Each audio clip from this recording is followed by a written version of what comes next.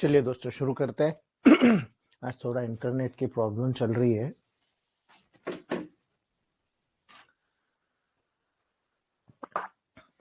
चलिए, कल हमने बहुत हद तक समझ लिया था।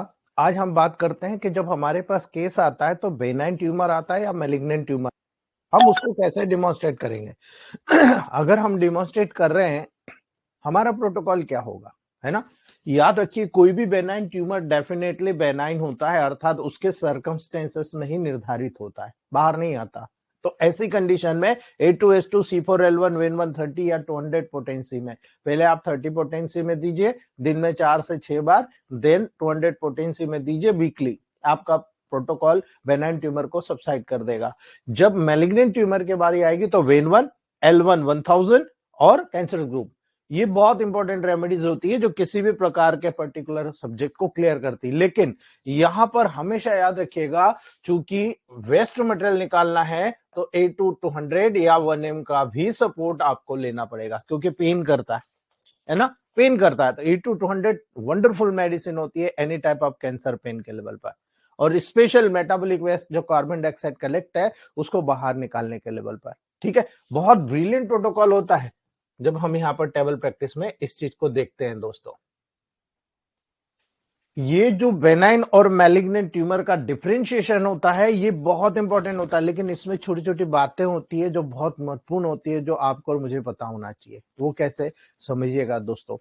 जब बेनाइन ट्यूमर की बात करते हो ना, स्लोली ग्रोइंग न्यूप्लाज्म होता है ना, बहुत ही स्लो ग्रो करता है। इसीलिए कहते हैं कि इनकी जेंटल डिपोजिशन होती है, इन्हें बहुत अच्छी तरीके से जेंटली, अब देखो जेंटली डिपोजिशन कर रहा है ना, इधर उधर नहीं भाग रहा दोस्तों, है ना। याद रखना दोस्तों, जब ये जेंटली डिपोजिट होगा तो याद रखना काइंड और इनोकस लेवल पर होता है दोस्तों, अर्थात ट्यूमर सेल रेयरली डिवाइडेड होती है ना, फास्टली ग्रो नहीं करता है दोस्तों। इसीलिए हिस्टोपैथोलॉजिकल अगर सेक्शन करते हैं तो वहां पर माइटोसिस यूजुअली नहीं दिखता है। याद रखना, जब इसको आपने डिवाइड करके देखा तो वहां पर यूजुअली मेटास्टेसिस नहीं दिखता है दोस्तों, यानी माइटोस्टोसिस जो कंडीशन होती है, माइटोसिस जिससे वो डिवाइड होता है, वो नहीं दिखता है। ट्यूमर्स वेल डिफरेंटेड सेल्स का बना होता है, यानी आप बहुत आसानी से यहां पर डिफरेंशिएट कर सकते हो सेल को, जो कि बिल्कुल नॉर्मल टिश्यू के जैसे दिखता है। बस ये होता है थोड़ा सा डार्क होता है, बिल्कुल नॉर्मल टिश्यू के जैसे डेवलप होता है दोस्तों। इसमें किसी भी प्रकार का कोई कंसिडरेशन डिफरेंशिएशन नहीं होता, केवल ये सेल एक डार्क सेल के जैसे डेवलप होता है जो यहां पर अपियर हो रहा है। ठीक है, याद रखना। एग्जाम्पल के लिए जो आपको छोटी सी बात बताऊं, लाइपोमा की बात करते हैं हम, है ना।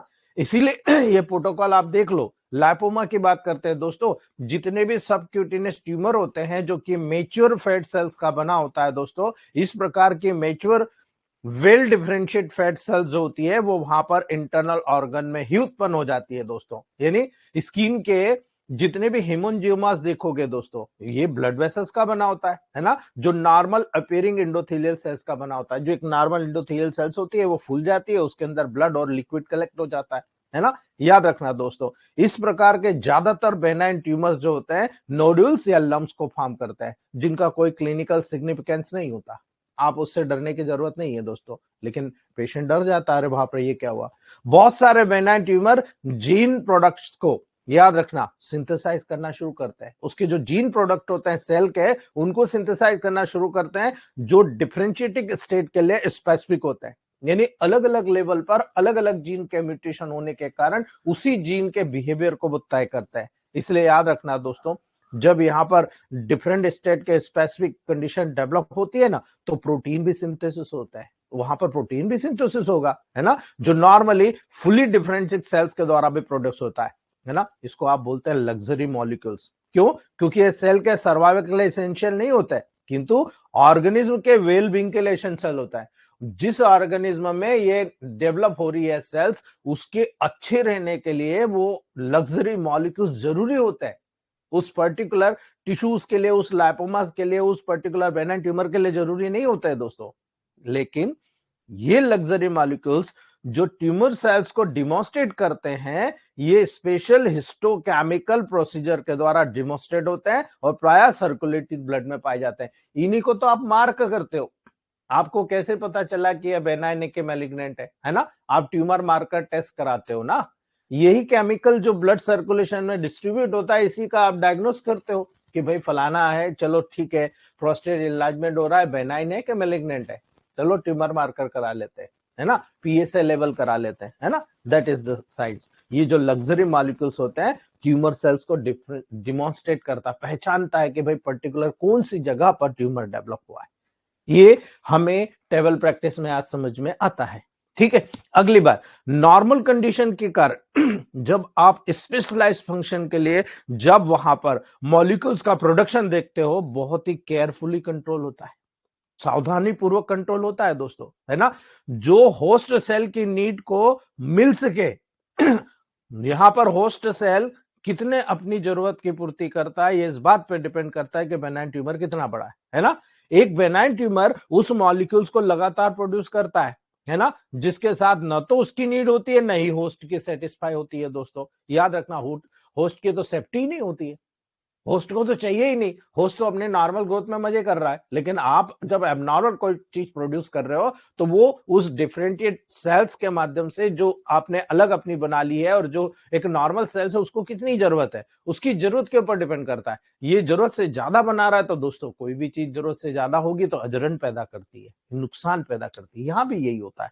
इसलिए याद रखना, बेनाइन ट्यूमर प्रति सेल में इस मॉलिक्यूल्स को सिंथेसाइज करता रहता है, जो नॉर्मल टिश्यू को एक नॉर्मल टिश्यू की जो ग्रोथ हो रही है उसकी तुलना में बहुत ही ज्यादा ट्यूमर लार्ज हो जाता है, और ये मॉलिक्यूल का जो अमाउंट वहां कलेक्ट होता है, एक प्रकार से वहां पर बेनिन ट्यूमर होने के बाद में भी टॉक्सिसिटी डेवलप करता है दोस्तों, है ना, ये टॉक्सिक्स को डेवलप करता है, उसको सिंथेसाइज करता है, इसीलिए यहां पर ये प्रॉब्लम क्रिएट करता है। जब आप बेनिन ट्यूमर को देखते हो, that cells that are non cancerous and grow slowly, बहुत स्लो ग्रो करती है, do not metastasize spread to other parts of the body, आपके बॉडी के दूसरे पार्ट में नहीं जाती, उसी पार्ट में सरकमस्टेंसेस करती है, tend to have clear boundaries, इसकी क्लियरली बाउंड्रीज आपको नजर आएगी, ये हमेशा डिफरेंशिएट होती है, may not require treatment if not health threatening, ये ट्रीटमेंट की इसको जरूरत नहीं होती, लेकिन मान लो कि यहाँ शोल्डर के लेवल पर लाइपोमा हो गया, तब ये मूवमेंट करना है शोल्डर को, है ना, लेकिन शोल्डर के मूवमेंट को स्ट्रिक्ट कर दिया, रोक दिया है, तो वहां पर तो आपको उसको लाइपोमा को हटाना पड़ेगा, है ना, इसीलिए ये पेनफुल होता है। आप कोई वर्क कर रहे हो, यहाँ लाइपोमा हो, यहाँ हुआ, थाइज में हुआ, आप वर्क कर रहे हो, आप चल रहे हो और वो रगड़ खा रहा है तो उससे प्रॉब्लम हो रही है, इसलिए वहां पर आपको लाइपोमा को हटाना जरूरी होगा दोस्तों। ठीक है, इसीलिए ट्रीटिंग विथ सर्जरी, केवल इंसिजन किया जाता है, काट के निकाल दिया जाता है कंप्लीट। ठीक है, ये मॉडर्न साइंस का है, लेकिन इलेक्ट्रोमेपैथ क्या बोलता है, इलेक्ट्रोमेपैथ बोलता है only cure A2H2 C4L1 N130 or 200, है ना, या L1 पॉजिटिव में दे दीजिए आप लिम्फ को मोटिवेट कीजिए, लिम्फ जैसे जैसे क्लियर होगा लाइपोमा वहां से हट जाएगा। ठीक है, यहां पर एक लाइपोमा का सबसे बेस्ट प्रोटोकॉल बताता हूं, C4 1000 L1 1000 Win1 1000, ये जो प्रोटोकॉल है C4L1 को एक में कर दो, इसे आप नाइट में दो, और वेन1 को मॉर्निंग में दो, या वेन1 नाइट में कर दो, C4L1 मॉर्निंग में दो, इतना टॉप क्लास रिजल्ट आता है दोस्तों, बहुत ही ब्रिलियंट बेनाइन ट्यूमर कवर होता है। तो उम्मीद करूंगा बेनाइन ट्यूमर आपको समझ में आ गया होगा। एग्जाम्पल की बात करूं कुछ एग्जाम्पल आपको जरूर बताना चाहूंगा। सबसे पहले पेनक्रियास, आपको याद रखना है दोस्तों, पेनक्रियास के आइलेट्स ऑफ लैंगरेंज के सेल्स का बेनाइन ट्यूमर पर्याप्त मात्रा में इंसुलिन सीक्रेट करता है, याद रख लेना आप, है ना। कई बार ऐसा होता है कि पेनक्रियास का हेड का ट्यूमर, टेल का ट्यूमर, बॉडी का ट्यूमर हो जाता है, और वो स्पेशली इंसुलिन का सिक्रेशन क्रिएट करता है ना, जो हाइपर इंसुलिनिमिया को कॉज करता है, यानी इंसुलिन ओवरडोज, है ना। इसके परिणाम स्वरूप क्या होगा, बार बार हाइपोग्लाइसीमिया होगा, इंसुलिन ज्यादा बन रहा है, शुगर कंट्रोल ज्यादा हो रहा है, बार बार उसको शुगर कम होती है, हाइपोग्लाइसीमिया होता है, और यही कंडीशन में पेशेंट की डेथ हो जाती है ना। इसी के समान कई ऑर्डिनरी कैंसर होते हैं, जैसे एडिनल मेडुला का कैंसर, है ना, ये कैंसर नहीं है, बेनाइन ट्यूमर है। ठीक है, तो एडिनल मेडुला का एक बेनाइन ट्यूमर एक हार्मोन, जिसको आप क्या बोलते हो, इपिनेफ्रिन, है ना, उस एपिनेफ्रिन यानी नॉरएड्रेनालिन को बहुत ज्यादा सीक्रेट करता, प्रोड्यूस करता है, और इसी के कारण extremely high blood pressure induce होता है, बहुत ज्यादा हाई प्रेशर ब्लड प्रेशर का बढ़ गया, इसी के कारण डेथ हो जाती है। ठीक है, किडनी फेलियर का लेवल आ रहा है, या किसी प्रकार का मैलिग्नेंट हाइपरटेंशन डेवलप हो रहा है, वो एक अलग मैटर है, लेकिन यहां पर अगर किसी भी प्रकार से नॉरएड्रेनालिन या एपिनेफ्रिन का वहां पर बहुत ज्यादा खास तौर से इपिनेफ्रिन, सॉरी नॉर एड्रिनलिन नहीं, एड्रिनलिन, यानी इपिनेफ्रिन या एड्रिनलिन का बहुत ज्यादा यहाँ पर प्रोडक्शन होता है, बीपी अचानक हाई हो जाता है। और जब हाई होगा दोस्तों तो आप सोच सकते हो कितना डेंजरस होता है ना। अभी मेरे पास एक केस आया है चाइल्डहुड में, पिट्यूटरी ग्लैंड का बेनाइन ट्यूमर, है ना। पिट्यूटरी ग्लैंड में बेनाइन ट्यूमर है दोस्तों उसको, और पिट्यूटरी ग्लैंड का जो बेनाइन ट्यूमर होता है दोस्तों, पर्याप्त मात्रा में इनफ ग्रोथ हार्मोन सिंथेसाइज करता है, जिसके कारण चाइल्ड जाइंट के रूप में ग्रो करता है। उसके हर ऑर्गन जाइंट के रूप में ग्रो कर रहे हैं, है ना। 4 साल का है लेकिन उसकी हाइट 4 फीट से ऊपर जा चुकी है, उसका वजन 52 किलो से ऊपर जा चुका है। याद रखना दोस्तों, ये जाइंट के रूप में ग्रो कर रहा है, लेकिन याद रखना जेनेटल जो ऑर्गन्स होते हैं वो भी अब नॉर्मली ग्रो कर रहे हैं, लेकिन उसकी जो मेंटलिटी होती है वो डाउन हो रही है। ठीक है, इसीलिए याद रखना कि ऐसे जितने भी केसेस होंगे ये बेनाइन ग्रो होगा, ये केवल साइज बढ़ने के कारण कॉम्प्लिकेटेड होता है ना। याद रखना, जैसे ही बेनाइन ट्यूमर ग्रो करता है आपके नॉर्मल टिश्यूज को कंप्रेस करता है, ट्रेन करेगा, है ना। यही एक्सपेंसिव टाइप ऑफ ग्रोथ होती है जो कि अपने नॉर्मल टिश्यू की तरफ पुश करता है दोस्तों। और यही कारण है जो उस ऑर्गन का जो नॉर्मल पेरेन्काइमा होता है उसकी वॉल एकदम पतली हो जाती है, और उसी में आपको याद रखना है थीन वॉल्ड कैपिलरीज को कंप्रेस करना शुरू करता है। पतली वॉल होती है उसको कंप्रेस करता है, इसी के कारण जो नॉर्मल ब्लड उस पेरेन्काइमा सेल्स को मिलना चाहिए नरिशमेंट के लिए, वो इनसफिशिएंट ब्लड मिलता है दोस्तों। और इसी के कारण पर्टिकुलर धीरे धीरे वहां पर शुरू में तो बढ़ गया लेकिन उसके बाद तुरंत एट्रोफिड हो जाती है, यानी वो आसपास की जो सेल्स होती है वो एट्रोफिड हो गई क्योंकि उसको न्यूट्रिशन नहीं मिला। जो बेनाइन ट्यूमर है वो बढ़ गया लेकिन आसपास की सेल जो नॉर्मल टिश्यू की थी वो एट्रोफिड हो गई। जैसे ही नॉर्मल सेल्स एट्रोफी होती है इवेंचुअली डाई हो जाती है, नेक्रोसिस हो जाएगा उसमें, वो डाई हो जाएगी। और याद रखना दोस्तों, केवल नॉर्मल टिश्यू का जो कनेक्टिव टिश्यू स्ट्रोमा होता है वो ही रिमेन रहता है। जो कनेक्टिव टिश्यू जो कनेक्ट करके रखता है वही स्ट्रोमा वहां रह जाता है, बाकी का सारा डेथ हो जाता है दोस्तों। यही कारण है ये जो स्ट्रोमा होता है कंप्रेस होता है, दबता है, और यही कारण है ट्यूमर के अराउंड एक कैप्सूल को फॉर्म करता है दोस्तों। और ज्यादातर इंस्टेंस में आप वेल इनकैप्सुलेटेड बेनाइन ट्यूमर के कारण कोई भी हेल्थ प्रॉब्लम को नहीं देखते हो। जब कैप्सूल अंदर आसपास बन गया तो बेनाइन ट्यूमर उसी लेवल पर ग्रो करता रहता है, उसी के कैप्सूल के अंदर ग्रो करता रहता है, किसी भी प्रकार का अन्य हेल्थ प्रॉब्लम नहीं होता, केवल कंप्रेशन होता है। और कंप्रेशन होने के कारण वहां पर अगर कैपिलरीज ब्लॉक होती है, सर्कुलेशन नहीं होता है, वो पर्टिकुलर ऑर्गन की डेथ हो जाती है ना। याद रख लेना, वो ऑर्गन सालों साल जिंदा रहेगा लेकिन वहां पर आसपास में एट्रोफिड हो जाएगी और उस पर्टिकुलर सेल्स की डेथ हो सकती है। याद रखना दोस्तों, एक्सेप्शनली आप कुछ चीज को एक्सेप्ट कर सकते हो, है ना।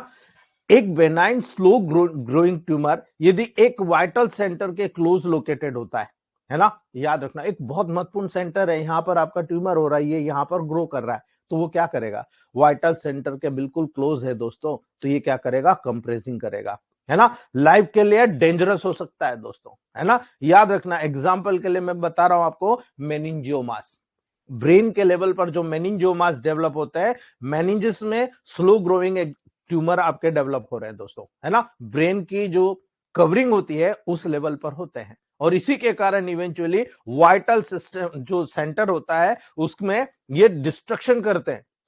इसी के कारण दोस्तों प्रेशर एट्रोपी के द्वारा होस्ट की डेथ को कॉज करते हैं। ये सबसे बड़ी प्रॉब्लम है मेनिंजियोस के लेवल पर, ग्लायोमा के लेवल पर। ये पर्टिकुलर उस लेवल पर जब डेवलप होते हैं तो डेवलप होकर पर्टिकुलर उस एरिया के लेवल पर कंप्रेस क्रिएट करते हैं और उनको डेथ करते हैं, क्योंकि कंप्रेस के कारण न्यूट्रिशन पर्टिकुलर एरिया में नहीं जाता, एट्रोफिड हो जाता है और उसकी डेथ हो जाती है दोस्तों, है ना। इसीलिए जब भी टेबल प्रैक्टिस में बेनाइन ट्यूमर का डायग्नोसिस करोगे, ग्रॉस एग्जामिनेशन से आप डायग्नोसिस कर सकते हो, यानी कोई भी ट्यूमर अगर डेवलप हो रहा है उसको आप डायरेक्टली देखकर भी वहां पर एग्जामिनेशन कर सकते हो। क्यों? क्योंकि ये ट्यूमर एडजेसेंट टिश्यू से वेल सर्कमस्क्राइब होते हैं, यानी आसपास के जितने भी टिश्यूज हैं उससे बिल्कुल अलग थलग होते हैं दोस्तों, किंतु फाइनल डायग्नोसिस हिस्टोलॉजिकली ही होता है ना। टिपिकली पैथोलॉजिकल रिपोर्ट करते हैं कि tumour uniform well differentiate cells का बना होता है जो कि एक एटीपिया या माइटोटिक एक्टिविटी को शो नहीं करता है, यानी बेनाइन है। अगर वो माइटोटिक एक्टिविटी को शो करता है यानी कि मैलिग्नेंट है, लाइक दिस। ठीक है, ये देखिए आप कितना टूट के अलग अलग निकल रहा है, फैल रहा है, सेल्स मेटास्टैटिक लेवल पर हो रहा है, एक पर्टिकुलर जगह से ब्लड सर्कुलेशन या लिम्फेटिक सर्कुलेशन के माध्यम से एक पर्टिकुलर पार्ट से दूसरी पार्ट में वहां पर ट्रांसफर हो रहा है, यानी कि मेटास्टेसिस हो रहा है। इसीलिए यहां पर हम लोगों को ये बारीकियां समझने की जरूरत पड़ती है दोस्तों।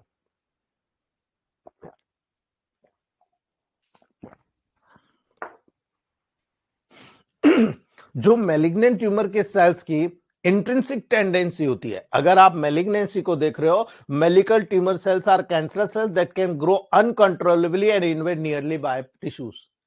अनकंट्रोलेबली ग्रो करेगी और पास के टिश्यूज में धसती चली जाएगी, उसको भी अपने में इन्वॉल्व कर लेगी, उसको भी अपने जैसा बना लेगी दोस्तों। लेकिन जब आप इससे डिफरेंशिएट करोगे, rapidly invade surrounding and distances tissues, ये बहुत तेजी से अपने आसपास और यहां से निकल के ब्लड और लिम्फ सर्कुलेशन के माध्यम से जहां गई, जहां फंस गई, वहां पर भी इन्वेड करती है बहुत तेजी के साथ।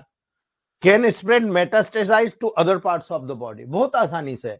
Treated with surgery, radiation, chemotherapy, immunotherapy, medication. ये मॉडर्न साइंस कहता है, हम इलेक्ट्रोमेपैथ की बात करते हैं। Recurrence possible after surgery, surgery के बाद रिकरेंस होता है, ये मॉडर्न साइंस का कहना है। लेकिन अगर इलेक्ट्रोमेपैथ की बात करें तो इलेक्ट्रोमेपैथ, होम्योपैथ और आयुर्वेद का जब ट्रीटमेंट किया जाता है, इसमें थोड़ा टाइम लगता है ना, मैक्सिमम 1 ईयर टू 2 ईयर, 1 साल से 2 साल लगता है, अगर आपने प्रॉपरली ट्रीटमेंट किया। और उसकी डोजोलॉजी, ये सबसे इंपॉर्टेंट होती है, डोजोलॉजी को सिलेक्ट किया तो आप मान के चलिए आप बहुत, देखो आपकी बॉडी में कोई टिश्यू मटेरियल रुक रहा है ना, तो आप मान के चलिए पॉजिटिव से नेगेटिव जाना है आपको, है ना। अगर वो बहुत ज्यादा सीक्रेट हो रहा है तो नेगेटिव से पॉजिटिव आना, ये कैंसर के लेवल पर ध्यान रखना। जब D1 D2 D3 आप करते हो प्रैक्टिस, तो आपको पता है ना एक्यूट पे काम करता है, D4 D5 D6 क्रॉनिक पे काम करता है ना, याद रखना। लेकिन यहां पर कैंसर पे हो क्या रहा है, आपको मैं क्लियरली इंट्रोडक्शन में बताया था, डीजनरेशन, डिस्ट्रक्शन, डैमेज, है ना। यहां पर ये कंडीशन डेवलप हो रही है, तो यहां पर जब आप डेवलप हो रही है तो आपको हमेशा याद रखना है D7 फर्स्ट स्टेज में, सेकेंड स्टेज में D8, थर्ड स्टेज में D9 और फोर्थ स्टेज में D10। ठीक है, ये मेन न्यूट्रिशनल बिहेव पर काम करेगा। लेकिन जब कैंसर के लेवल पर जाओगे, हमने क्लियरली इंडिकेशन करा है, क्लियरली हम देख रहे हैं इस चीज को कि आपको कैंसर फैलने से तो रोको पहले, है ना। आप फैलने से रोकोगे नहीं, बढ़ जाएगा, ठीक है, आप करो D7 D8 D9 D10, करते रहो, आप कितने समय करते हो, है ना। यहां पर ये सबसे बड़ा महत्वपूर्ण मुद्दा होता है कि आपको कैंसर को रोकना। इसलिए हमने एक पूरा बैठ के, हम कई डॉक्टर्स के ग्रुप ने मिलकर एक फार्मूला बनाया था, all cancer care booster 1000 drop, है ना, जिसमें ये सारे प्रोटोकॉल्स हमने एड ऑन किया, आप देख सकते हो। हमने बनाया कि यार बॉडी में ऐसी कौन सी सेल जो यहां पर बहुत ज्यादा एक्स्ट्रा डिपॉजिट हो जाती है, उन सेल्स को मारना है। तो हमने बनाया ऑल कैंसर केयर पिल्स, है ना, हमने वो बनाया। उससे क्या होता है कि कैंसर के सेल्स को ढूंढने के लिए हमने डेंड्राइट सेल को लगा दिया, हमने फेगोसाइटोसिस एपोप्टोसिस के प्रोसेस को जनरेट करा दिया।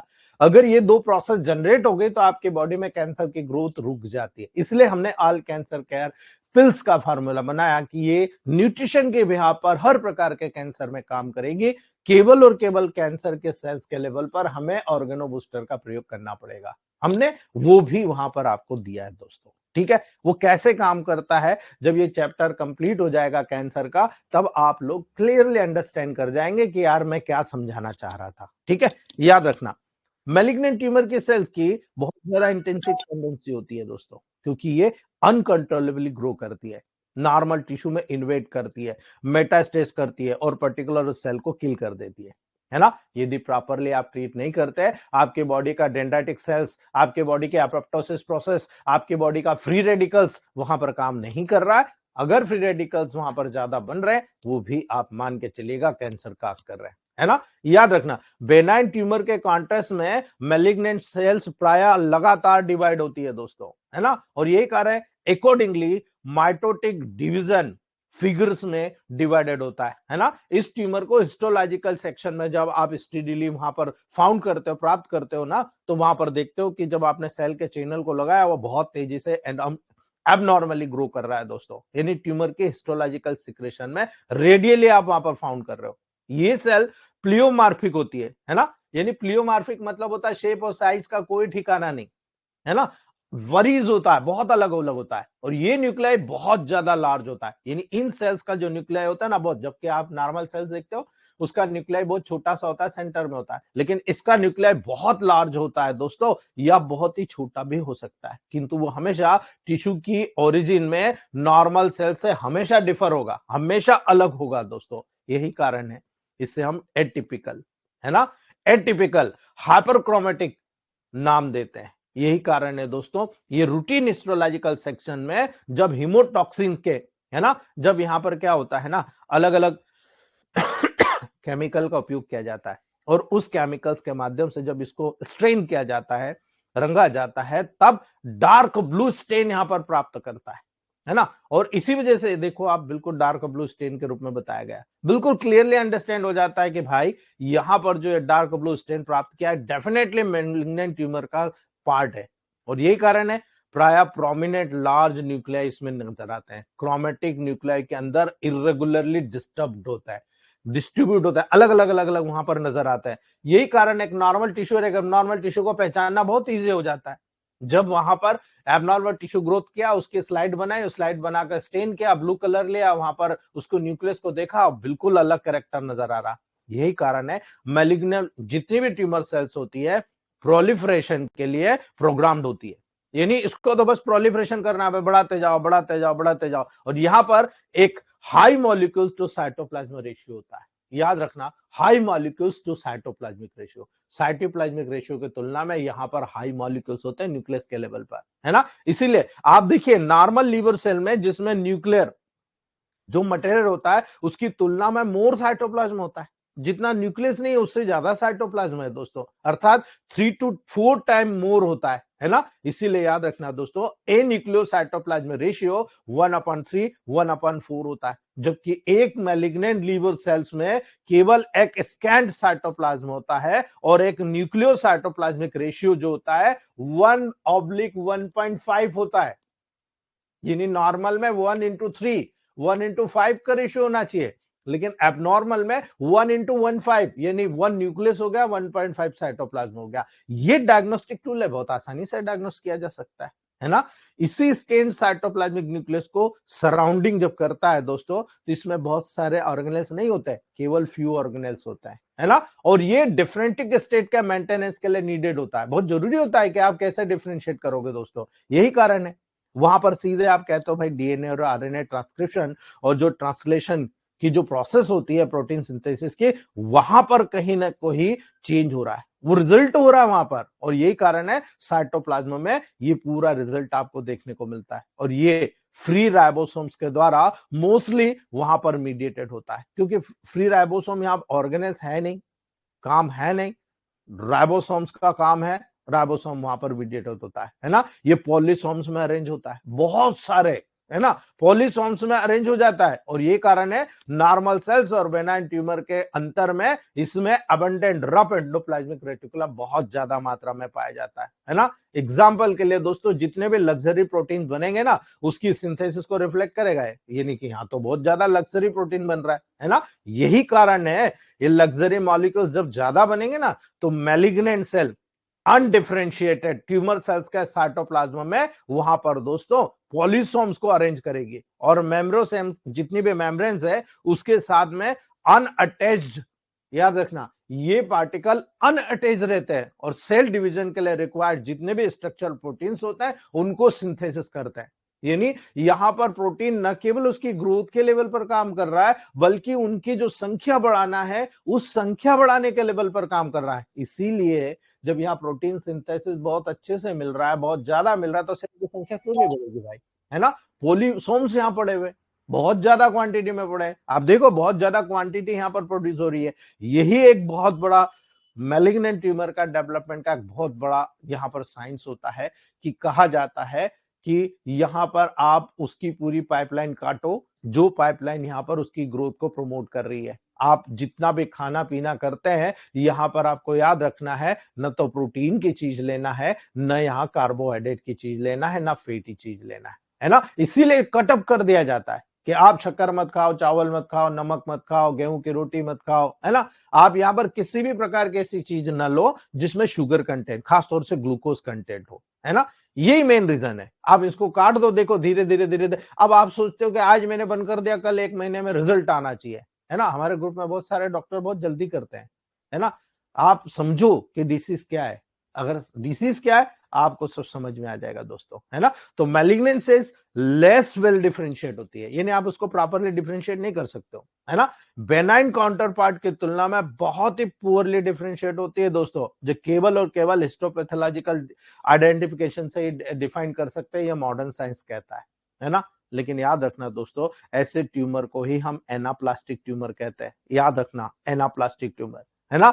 ये जो एनाप्लास्टिक सेल्स होती है, यहां ऑर्गन के नॉर्मल आर्किटेक्चर में इन्वेट करके उसको टोटल डिस्ट्रॉय कर देती है, ठीक है। उसके अंदर प्रवेश कर गई मतलब वो ऑर्गन का डिस्ट्रक्ट हो गया दोस्तों, है ना। यही कारण है, जब आर्किटेक्चर में इन्वेट करके उसको डिस्ट्रॉय कर रही है दोस्तों, डिजेनरेट डिस्ट्रक्ट कर रही है, तो प्रोटोकॉल क्या होना चाहिए, D7, D8, D9, D10, ठीक है। याद रखना, ये डिसऑर्गेनाइज्ड मैलिग्नेंट सेल्स के मास के साथ उसको रिप्लेस कर देती है ना।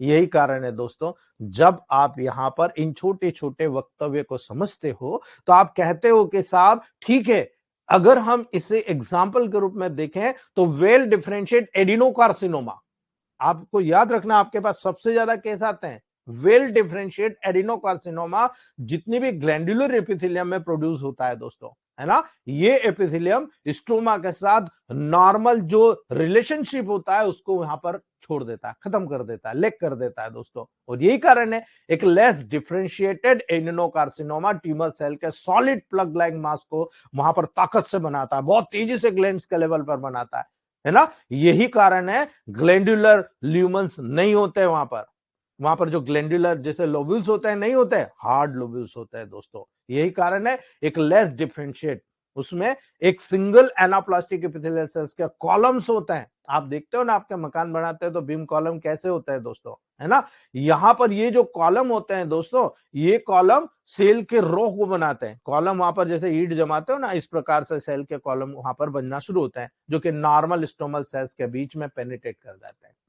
वहां जो नॉर्मल आपके स्टोमल सेल्स है उसके बीच में आकर ये जम जाएंगे दोस्तों, ठीक है। इसीलिए ये एडिनोकार्सिनोमा में ऐसे ऑर्गेनाइज स्ट्रक्चर नहीं बनते, और इंडिविजुअल जितनी भी एनाप्लास्टिक यहां पर आपको नजर आ रही एपिथेलियल सेल्स वो डेवलप हो रही है, और इसी कारण से इसको एडिनोकार्सिनोमा के जैसे रिकॉग्नाइज करता है, ठीक है। यानी स्ट्रोमल सेल्स के बीच में ये एनाप्लास्टिक जो सेल्स होती है वह जमा हो गई, है ना। और इसीलिए एक डिफरेंशिएट कैरेक्टर बना, इसीलिए इसमें केवल कुछ मात्रा में म्यूसिन होता है, केवल कुछ मात्रा में, जो कि ग्लैंडुलर एपिथेलियल का एक मार्कर होता है ना। ग्लैंडुलर एपिथेलियल सेल्स का मार्कर होता है, क्योंकि ग्लैंडुलर अपना जितना भी सिक्रेशन करती है म्यूकस के रूप में, म्यूसिन के रूप में करती है ना, जो वहां सर्कुलेशन में आकर पर्टिकुलर टारगेट जगह पर जाता है दोस्तों। इसीलिए इस प्रकार का जो अपीयरेंस होगा आपको बहुत जगह मिलेगा एडिनोकार्सिनोमा। आप कोलॉन में चले जाओ है ना, कोलॉन में एडिनोमा या एडिनोमेटस पॉलिप्स बना, है ना। ये भी एक करेक्टर डेवलप कर रहा है दोस्तों। ये जो बेनाइन मासेस होते हैं कोलॉन के ल्यूमन में ग्रो करते हैं दोस्तों, है ना। कहते हैं ना कोलोरेक्टल कैंसर हो गया, है ना। ये भी यही कंडीशन है, एक नॉर्मल अपीयरिंग सेल का बना होता है। पेशेंट जब वहां पर केवल सिंपल रिमूव के द्वारा क्योर हो जाता है कि उस सेल को रिमूव कर दो, क्योर हो जाएगा, है ना। मैलिग्नेंट चेंज इस लीजन में तब उत्पन्न होता है यदि एबनॉर्मल सेल्स पॉलिप के स्टॉक में इन्वेंट नहीं होती, यानी यहां से डेवलप हुआ और ये नीचे उसका तना है ना। अगर यहां मैलिग्नेंट सेल उत्पन्न नहीं हुई, केवल यहां है, तो आप उसको रिमूव कर दो, पेशेंट ठीक हो जाता है। ज्यादातर कोलोरेक्टल कैंसर में यही होता है। इसलिए आप देख लो आप में से भी कई डॉक्टर्स कोलोरेक्टल कैंसर का ट्रीटमेंट कर रहे हैं, है ना। हमारी प्रतिमा मैम है, मलिका मैम है ना। हमारे बहुत सारे डॉक्टर हैं जिन्होंने कोलोरेक्टल कैंसर को बहुत जल्दी रिकवर किया है ना। याद रखना दोस्तों, यदि एबनॉर्मल सेल्स पॉलिप के स्टॉक में इन्वेट नहीं होता है, पुनः पॉलिप के रिमूवल के द्वारा प्रोटीन क्योर हो जाता है दोस्तों। याद रख लेना, उस पॉलिप को निकाल दो, क्योर हो जाएगा, है ना। स्टॉक और नॉर्मल म्यूकोजा के स्मॉल कप को भी रिमूव किया जाता है, यानी कि वहां पर फैले ना। यदि ट्रीटमेंट नहीं होता है तो ये जब नीचे के इन्वेट होता है स्टॉक में दोस्तों, तो मैलिग्नेंट सेल्स न केवल स्टॉक में इन्वेट कर जाएगी दोस्तों, किंतु स्वयं बॉवेल में भी इन्वेट कर जाती है। है ना, और एक मेलिनेंट अल्सर रिजल्ट करता है दोस्तों। ये फर्दर इन्वेशन होने पर याद रखना बॉवेल का ऑब्स्ट्रक्शन कॉज करता है। वहां पर आप जब देखोगे इन्वेड आ गया तो वहां पर बहुत तेजी से उसकी ग्रोथ हुई, तो जो ल्यूमन है उस ल्यूमन में आधा ये आ गया। ठीक है, आप देखो स्टूल आगे नहीं बढ़ पाएगा, है ना। यही कारण है जब वहां पर इस बॉवेल का ऑब्स्ट्रक्शन हो जाएगा, रैपिडली ग्रोविंग ट्यूमर में कन्वर्ट हो जाएगा, और जब रैपिडली ग्रोविंग ट्यूमर होगा, नेक्रोसिस का लार्ज एरिया उत्पन्न हो गया, यहां पर बहुत बड़ा एरिया नेक्रोसिस का उत्पन्न हो गया, और ऐसे ट्यूमर में सेल डेथ होने पर रैपिड ट्यूमर ग्रोथ के साथ इनएडिक्वेट ब्लड सप्लाई होती है, प्रॉपर उस जगह पर ब्लड सप्लाई नहीं होती है, वो पार्ट नेक्रोस हो जाता है। ये बहुत डेंजरस कंडीशन है दोस्तों। डेथ सेल प्राय याद रखना ब्लड वेसल्स के पास में बिल्कुल उसके साथ में पाई जाती है दोस्तों। ये माना जाता है कि ज्यादातर सेल डेथ एपोप्टोसिस के कारण होती है, याद रख लेना इस बात को। यानी यहां पर जितनी भी डेथ होती है एपोप्टोसिस के कारण होती है, अर्थात प्रकृति आपका साथ दे रही है, लेकिन आप क्या है, फिर वही घी खाना, वही तेल खाना, वही नॉन फाइब्रस मटेरियल खाना, चिपचिपे मटेरियल खाना, कार्बोहाइड्रेट ज्यादा खाना। मैं इसीलिए कहा पाइपलाइन काट दो, है ना। आपको यहां पर केवल और केवल हरे पत्तेदार सब्जियों का ज्यादा सेवन कराना है, ज्यादा से ज्यादा जूसेस, नारियल पानी का, ये एनर्जी के सोर्स है ना। आप इतना खाना खाओगे इतना आपका न्यूट्रिशन रुकेगा, आप इतने फ्रूट्स और फाइबर डाइट खाओगे इतना न्यूट्रिशन रुकेगा, आपको डिसाइड करना है। न्यूट्रिशन के लिए तो मारा मारी है ना। खाने में अगर आपने ज्यादा मटेरियल खाया तो वो केवल बल्क मास बन के बाहर स्टूल में निकल जाएगा, आपके बॉडी में नहीं रुकेगा। लेकिन अगर आपने बहुत सारा ऐसा पर्टिकुलर सब्जेक्ट खाया जो बहुत आसानी से न्यूट्रलाइज होता है, न्यूट्रिशन के रूप में एडॉप्ट हो जाएगा, तो यहां हमें उस न्यूट्रिशन का उपयोग करने में मेटाबॉलिक वेस्ट नहीं करना पड़ेगा, मेटाबॉलिक जो प्रोसेस होती है वो नहीं करना पड़ेगी, और वो मेटाबॉलिक प्रोसेस न करने के कारण आपकी एनर्जी बची रहेगी, वो एनर्जी आपके कैंसर को ठीक करने में पार्टिसिपेट करेगी। ठीक है, अगर आप खाना खाते हैं, पेशेंट को खाने का बहुत मोह होता है ना, वो खाना खाता है तो उसकी एनर्जी उस खाने को पचाने में लग गई, उसके कैंसर के लेवल को प्रोटेक्ट करने में नहीं होती है, और ये सबसे बड़ा कारण है कैंसर क्योर न कर पाना। अगर आप और मैं, अगर हम ये ठान लें कि हमारे पेशेंट्स को हम ऐसा न्यूट्रिशन प्रोवाइड कराएं जो बहुत इजीली डाइजेस्टेबल हो, आप मान के चलिएगा दोस्तों, आपका कैंसर का पेशेंट कभी भी मरेगा नहीं, है ना। आपका कैंसर का पेशेंट हमेशा रीग्रोथ कराना शुरू करेगा। रीग्रोथ मींस पहले जैसा होना शुरू करेगा, कैंसर की ग्रोथ की बात नहीं कर रहा हूं, है ना। बहुत इजीली डिफ्रेंशिएटेड होगा और बहुत आसानी से यहां पर ग्रो करेगा दोस्तों। जब आप बेनाइन और मैलिग्नेंट ट्यूमर का डायग्नोस करते हो, है ना, तो सबसे बड़ी चीज ये होती है कि उसका डायग्नोसिस कैसे किया जाता है ना। हम लोग अभी भी पुराने लेवल पर अटके हुए हैं, है ना। हम लोग कुछ नहीं जानते दोस्तों, है ना। हम लोगों ने केवल एक परिधि बना रखी है कि बस ठीक है यार, कैंसर की रिपोर्ट आ गई, हम ट्रीट कर लेंगे। अगर आपके पास डायरेक्ट कोई कैंसर आता है तो आप ढूंढते हो यार मैं किसको पकड़ू, कौन सा सीनियर, कौन सा डॉक्टर बताए, है ना। आज के बाद कभी नहीं पूछना, अपने दिल से आप करना और अपने दिल से इन्वेस्टिगेट कराना सीखना। बेनाइन और मैलिग्नेंट ट्यूमर का जो डायग्नोसिस होता है आपको आना चाहिए, यानी ट्यूमर का डायग्नोसिस क्लिनिकल पैथोलॉजिकल डाटा के एम्पेरिकल अनुभव एनालाइज पर बेस्ड होता है दोस्तों। सक्सेस हमेशा नॉलेज पर बेस्ड होती है, याद रखना, आपका नॉलेज क्या उस पर सक्सेस बेस्ड होती है। साथ ही साथ स्किन और फिजिशियन का एक्सपीरियंसेस डायग्नोसिस टीम पर निर्भर करता है कि इसकी स्किन ऐसी हो रही है, डेफिनेटली यहां पर इसको ये कैंसर हो सकता है ना।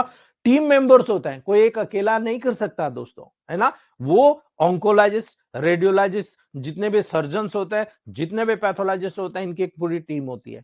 वो आपस में मिलकर अलग अलग असेसमेंट के मास्टर होते हैं, उन अलग अलग असेसमेंट को करके आपको बताते हैं कि ये डेफिनेटली फलाने टाइप का कैंसर है। ठीक है, पैथोलॉजिस्ट जिनका काम होता है एक स्पेसिमेन देने का, है ना, जो एक्सपेक्ट करता है कि डायग्नोसिस करके दो और पेशेंट के प्रोग्नोसिस करवाओ कि पेशेंट कितने समय तक बच सकता है, ठीक हो सकता है, नहीं हो सकता। पेशेंट में हिस्ट्री देखे, जैसे कि एज, सेक्स, है ना, प्रेजेंटिंग कंडीशन में साइन और सिम्टम क्या है, उसका क्लिनिकल डायग्नोसिस आप क्या कर रहे हो, जो ऑर्गन इन्वॉल्व है उस ऑर्गन को बहुत ही अच्छी तरीके से कंसीडर करो आप, है ना। अब कई बार ऐसा होता है, अरे साहब ये तो मल्टीपल डिसऑर्डर है, आपके हाथ पांव फूल जाते हैं, एक जगह नहीं कई जगह कैंसर है, आपको ये देखना है सबसे पहले शुरुआत कहां से हुई, उस ऑर्गन से ट्रीटमेंट करना है। अभी प्रेजेंट कंडीशन में कहां है, उसमें हाई पोटेंसी का उस ऑर्गन के मेडिसिन देना है। ठीक है, तो जब यहां पर मॉडर्न साइंस का डॉक्टर सोचता है तो वो क्या कहता है, चलो बायोप्सी करा लेते हैं, है ना। अब जब सर्जरी परफॉर्म करते हैं दोस्तों, सर्जन ये देखना चाहता है कि यदि लेजन बेनाइन या मेलिग्नेंट है, वो ये देखना चाहता है, क्योंकि इंटरनल घुस के तो कोई देख नहीं सकता, है ना। इसीलिए ये चीज थोड़ी सी गड़बड़ हो जाती है। बेनाइन हो तो कोई बात नहीं, लेकिन जब मेलिग्नेंट होता है, एबनॉर्मल ग्रो करना, आपने छेड़ दिया कैंसर को, वो एबनॉर्मल ग्रो करता है। और जब एबनॉर्मल ग्रो करेगा दोस्तों, फिर आप कांट क्योर इमीडिएटली, आपको टाइम देना पड़ेगा, है ना। टाइम दीजिए, टाइम देने के बाद में आप देखिए क्योर हो जाएगा। पैथोलॉजिस्ट ग्रॉस स्पेसिमेन एग्जामिनेशन करता है दोस्तों, है ना। उस सिलेक्टेड पोर्शन को वहां पर फ्रीज करता है और एक क्रिस्टो स्टेट में उसको सैंक्शन करता है दोस्तों, है ना। उसे स्ट्रेन करता है और एक माइक्रोस्कोपिक, जो इलेक्ट्रॉन माइक्रोस्कोपिक होता है, उसके साथ टिश्यू को एग्जामिन करता है, जहां ये डिफरेंशिएट उसको देखने को मिलता है, जो हमने पढ़ा। ठीक है, नॉर्मल हिस्टोलॉजिकल जो आर्किटेक्चर का नियोप्लास्टिक सेल्स के द्वारा डिसऑर्गेनाइजेशन होता है, वो एविडेंस होता है उसके सामने कि यार ये तो पूरा डिसऑर्गेनाइजेशन है ना। वो कैपिलरीज के लेवल पर देखता है, लिम्फेटिक्स के इन्वेशन के लेवल पर देखता है, और उसके कारण देखता है कि कहीं डिस्टेंट मेटास्टेसिस तो नहीं हो रहा, है ना। ये पूरी कंडीशन वो देखता है, और उसके बाद जो सर्जन पैथोलॉजिकल डायग्नोसिस के साथ जाता है, यदि फ्रोजन सेक्शन पर पैथोलॉजिकल डायग्नोसिस हो चुका है, नहीं हुआ तो कोई बात नहीं, फाइनल डायग्नोसिस में थोड़ा समय लगता है, जब तक कि इंटायर स्पेस में वहां पर एम्बेडेड होता है ना। केयरफुली सेक्शन करते हैं, उसको डायग्नोस करते हैं। कई बार थोड़ी सी भी गलती हुई तो कैंसर ग्रोथ नहीं दिखाता है, लेकिन कैंसर होता है, और फॉल्स रिपोर्ट बन के आती है कि कैंसर नहीं है, बाद में पता लगता है कि कैंसर है ना। कई बार अब आदमी है साहब, कहीं ना कहीं 4-5 लोग मिलके करते हैं, किसी न किसी की तरफ से मीडिया बनाने में गड़बड़ हो गई तो डेफिनेटली ये होता ही होता है दोस्तों, है ना। क्योंकि यहां पर formalin fixed paraffin embedded tumour, याद रखना दोस्तों, जो टिश्यू के लेवल पर डेवलप करते हैं, उनको सैंक्शन लेकर हिमेटोलैक्सिन और इरोजिन के साथ इसको स्टेन करते हैं। यहां पर टिपिकली मिस्टेक होती है दोस्तों। ठीक है, और यही कारण है ट्यूमर के नेचर को बेटर तरीके से अगर प्राप्त कर लिया जाए तो इम्यूनो हिस्टोकेमिस्ट्री एक मेथड होती है, जिससे सेल जितने भी कंपोनेंट्स होते हैं, जितने भी मॉलिक्यूल्स के ऊपर जब उसको अपनाया जाता है, स्पेशली लोब्यूलेटेड किया जाता है, एंटीबॉडीज के एप्लीकेशन पर बेस्ड होती है दोस्तों। और उस एंटीबॉडीज के एप्लीकेशन से जब इसका उपयोग किया जाता है, फाइन टर्निंग डायग्नोसिस होता है दोस्तों। इसे हम कहते हैं मॉलिक्यूलर बायोलॉजी। इस मॉलिक्यूलर बायोलॉजी का उपयोग करके दोस्तों ज्यादा से ज्यादा ट्यूमर को असेसिंग किया जाता है, और एप्रोप्रिएट थेरेपी के बिल्कुल क्लोज लाकर आपको छोड़ दिया जाता है। अब आपको केवल ट्रीटमेंट देने की जरूरत होती है, यानी ये ट्यूमर है, ये फलाना कैंसर है, अब आपका ट्रीटमेंट ये होता है। वो सारी चीजें उनको बता दी जाती है दोस्तों, है ना। लेकिन कई बार ऐसा होता है, सर्जरी के बाद रीसेक्ट टिश्यू को वहां पर प्रिजर्व करते हैं दोस्तों, ग्रॉसली एग्जामिनेशन करते हैं, पैथोलॉजिकल नोट्स बनाते हैं कि यहां पर जो ट्यूमर है, ये ऑर्गन में कन्फाइंड बंद तो नहीं है, ऑर्गन जिसमें ऑर्गेनाइज होता है, जहां पर ये ऑर्गन में पर्टिकुलर डीप में पेनिट्रेट होता है, और सराउंडिंग टिश्यूज में ऑर्गन में डीपली इन्वेड होता है दोस्तों। ये सारी चीजें वहां पर देखा जाता है ना। वहां पर पर्टिकुलर ब्लड सर्कुलेशन के कारण या लिम्फेटिक चैनल में ब्लॉकेज के कारण हुआ है, ये पर्टिकुलर आपको बता दिया जाता है। ठीक है, हमारे लिए तो बहुत एडवांटेज है ना भाई, सोचो आप। ये फाइंडिंग ग्रॉस एग्जामिनेशन के दौरान जो न्यूमरस स्पेसिमेशन को लेकर जब उसका माइक्रोस्कोपिक एग्जामिनेशन करते हैं, उसके द्वारा कंफर्म्ड होता है। यानी जो सैंपल ले रहा है वो अपना वहां पर पूरा क्राइटेरिया देता है, और जो क्रिएशन कर रहा है, जो पर्टिकुलर टेस्ट कर रहा है, वो अपना असेसमेंट करने के बाद उससे साइमल्टेनियसली देखता है कि मैं माइक्रोस्कोपिक एग्जामिनेशन जो किया है, ट्यूमर को ग्रेडेड करता है, ट्यूमर के स्प्रेड के स्टेज को कंफर्म करता है। वो यहां पर कंटिन्यू बताता है कि 0-1 स्टेज है, 0-2 स्टेज है, 0-3 स्टेज है, 0-4 स्टेज है, या नॉन मैलिग्नेंट ट्यूमर है। ठीक है, एबनॉर्मल लाइपोमल ग्रोथ हो रही है। वो यहां पर कंप्लीटली डिस्ट्रीब्यूशन करता है, और उसके बाद आपको बताता है कि भाई ये कैंसर की स्टेट है, फलानी लेवल पर है। ठीक है, तो ये पूरा कंसिडरेशन हमने आज क्लियर करा। अब हम लोग बात करते हैं ट्यूमर ग्रेडिंग एंड स्टेजिंग। सबसे बड़ा यहां पर जो फिनोमिना होता है दोस्तों, वो आपको यहां पर देखने को मिलता है। कि ये सारी चीजें यहां पर किस रूप में डेवलप हो रही है दोस्तों।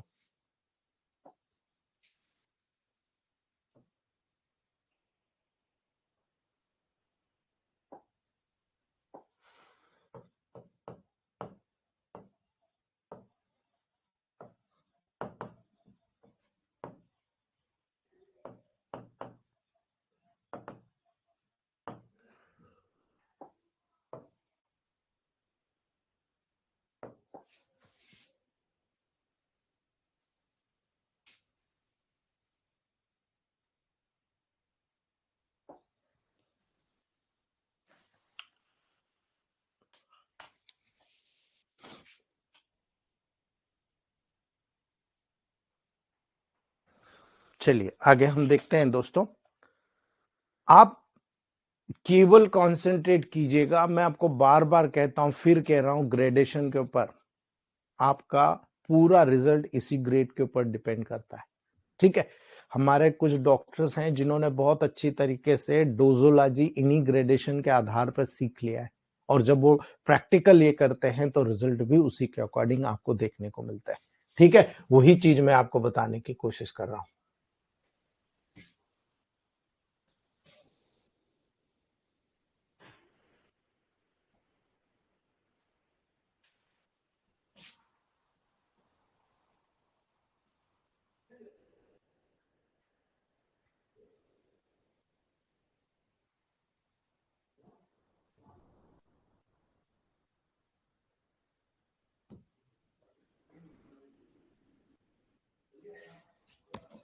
चलिए, ये दो चीजों देखिएगा, आपको समझ में आ जाएगा दोस्तों। ये थोड़ा सा ब्लर हो रहा है।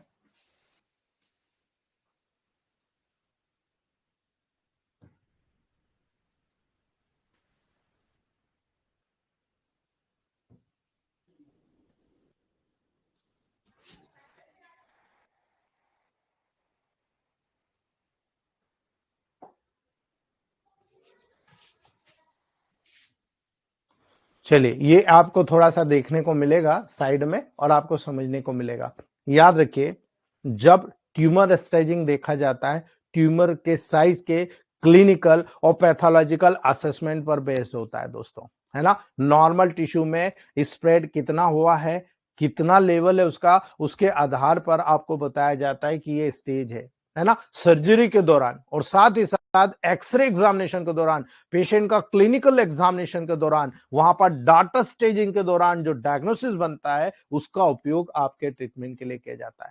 जो फाइनल स्टेजिंग पैथोलॉजिस्ट के द्वारा प्रोवाइड होने वाले जो ग्रॉस और माइक्रोस्कोपिक डाटा के बेसिस पर परफॉर्म किया जाता है, यानी सबको लिया जाता है। वहां पर कंडीशन क्या थी जब लिया, अभी क्या कंडीशन है, और हमारी रिपोर्ट में क्या कंडीशन आ रही है, उसके आधार पर स्पेसिमेन का ग्रॉस एग्जामिनेशन स्टेज के असेसिंग में एक एड का काम करता है ना। किंतु जो माइक्रोस्कोपिक एग्जामिनेशन होता है, बहुत इंपॉर्टेंट होता है। क्यों? क्योंकि इन्वेशन का एक्सटेंड कितना है, कितनी मात्रा में डीप में जा रहा है, मोर एक्यूरेटली असेसमेंट हो जाता है उससे, है ना। यही कारण है दोस्तों, small blood vessels, lymphatic, lymph nodes already involvement होता है, केवल माइक्रोस्कोपिक माध्यम से आप देखकर बता सकते हो, है ना। पेशेंट का जो प्रोग्नोसिस होता है वो बिगड़ चुका है, वो भी डायग्नोसिस कर सकते हो, है ना। प्रोग्नोसिस जो होता है प्रोग्रेसिव कंडीशन में है, वो भी आप यहां पर देख सकते हो। यदि ट्यूमर एक ऑर्गन के स्ट्रोमा में प्रवेश कर चुका है, वो भी आप यहां पर पता लग सकते हो, किंतु वो इसमें पेनिट्रेट नहीं होता है। प्रोग्नोसिस तब वर्क होता है यदि वेल पेनिट्रेटेड हो जाता है दोस्तों, यानी प्राय मोर जो वर्स कंडीशन होती है, तब जब वो लिम्फेटिक नोड्स में चला जाता है ना। और यदि यहां पर डिस्टेंट मेटास्टेसिस होता है तो ओवरी भयानक हो जाता है। अर्थात कहने का मतलब यह है दोस्तों, जब आप यहां पर किसी भी लेवल पर डायग्नोस कर रहे हो, तो यहां पर 4 या 5 चीजों पर विशेष तरह से फोकस करना है। ये हटा दो, फिर आपको मैं ओरिजिनल डायग्रामेटिक शो करता हूं। जब आपका सेल होता है, वो आपको कैसे पता कि भाई कैंसर है। मान लो मुझे कैंसर है, तो मैं कैसे बता पाऊंगा आपको कैंसर है, पॉसिबल नहीं है। वो स्टेज होती है cancer cell found in their earliest form.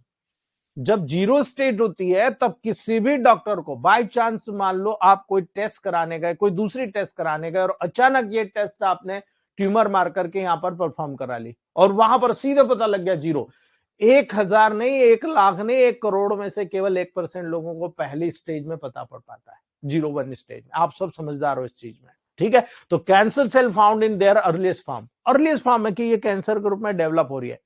अगर ऐसा हो तो मॉडर्न साइंस हो कि इलेक्ट्रोमोपैथ, आयुर्वेद, होम्योपैथ, फटाफट ठीक हो जाता है कैंसर, कोई बड़ी बात नहीं है दोस्तों, ठीक है। इसके पाइपलाइन काट दो, ठीक हो जाएगा। दूसरी बात, जब a small tumour then hasn't spread, एक स्मॉल ट्यूमर बन रहा है, एक ऑर्गन के बिहाफ पर बन रहा है, एक ऑर्गन के लेवल पर वहां पर बन रहा है,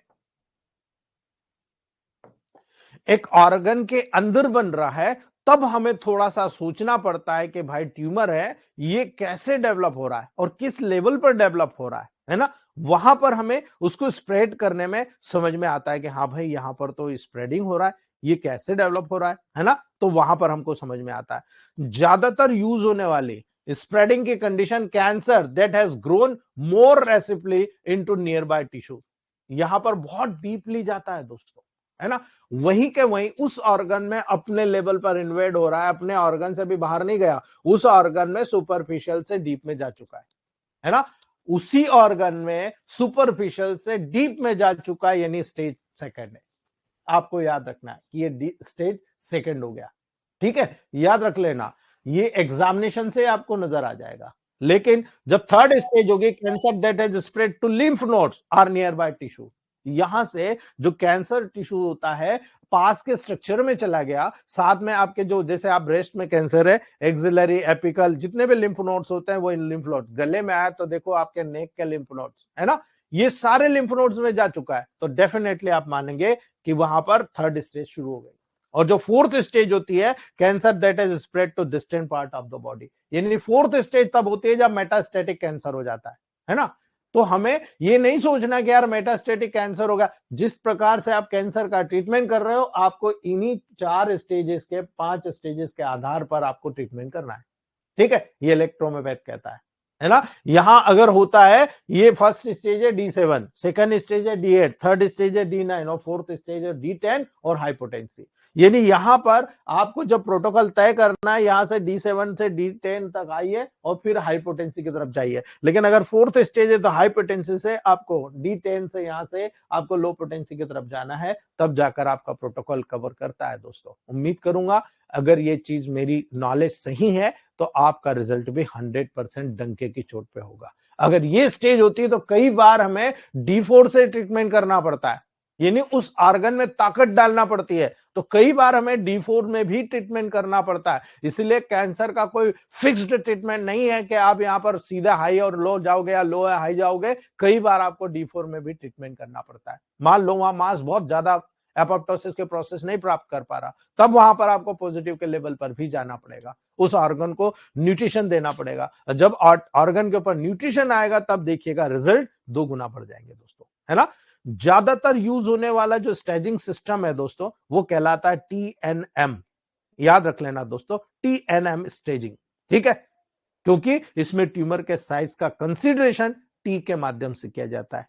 TNM तीन माध्यम होते हैं। टी मतलब ट्यूमर का साइज, है ना, उसके साथ ही यहां पर डिमॉन्स्ट्रेट किया जाता है दोस्तों, ठीक है। याद रखना, लिम्फ नोड में मेटास्टेसिस की प्रेजेंस है या एब्सेंस है, याद रखना लिम्फ नोड्स में मेटास्टेसिस की प्रेजेंस है या एब्सेंस है, उसको एन के माध्यम से डिस्क्राइब किया जाता है, ठीक है, नोड्स, ठीक है। और डिस्टेंट मेटास्टेसिस को एम दर्शाता है। यानी यहां पर केवल 3 वर्ड को ध्यान रखिए, जितने भी फॉरेनर साइंस हैं वो TNM के आधार पर कैंसर को दर्शाते हैं। अर्थात टी मतलब साइज कितना, एन मतलब लिम्फ नोड्स में प्रेजेंट है या एब्सेंट है ना। सीधा यहां पर यह गणित ज्ञान नहीं दिया जाता है, ये सिंपल सा है, 01, 02, 03, 04, ये स्टेजेस हैं कैंसर के, इसको डिस्क्राइब कर रहा है। लेकिन जो TNM सिस्टम है सीधा बताता है कि ट्यूमर का साइज कितना, लिम्फ नोड में प्रेजेंट है कि एब्सेंट है ना। और पर्टिकुलर एम ये दर्शाता है कि डिस्टेंट मेटास्टेसिस तो नहीं हुआ है। सिंपल सा फॉर्मूला है दोस्तों, है ना।